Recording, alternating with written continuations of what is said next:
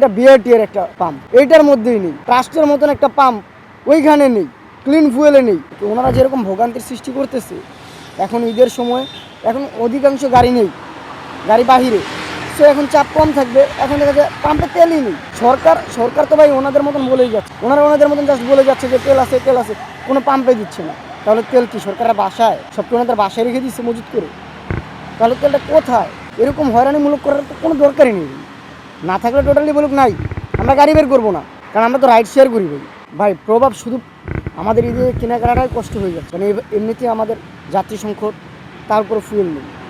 এরকমভাবে করলে ভাই দেশে আর কি একটা সিস্টেম করছে ওনারা। জাস্ট ওনারা বলে দিচ্ছে তেল আছে, পাম্পে আসলে তেল নেই। ওনারা কি দেখে না? এই যে আপনারা প্রতিবেদন করতেছেন, আপনাদেরটা কি দেখতেছে না? ওনারা তাহলে কেন বলতেছে যে তেল আছে? বলবে যে বাংলাদেশে তেল নেই, তেলের কোনো মজুদ নেই। বলতেছে তেল পর্যাপ্ত তেল আছে। রেশনিভাবে আর তেল দিচ্ছে না, তেল সবাইকে দিচ্ছে।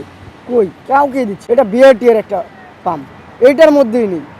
ট্রাস্টের মতন একটা পাম্প ওইখানে নেই, ক্লিন ফুয়েলে নেই। রাজারবাগে আছে শুধু পেট্রোল, অকটেন নেই।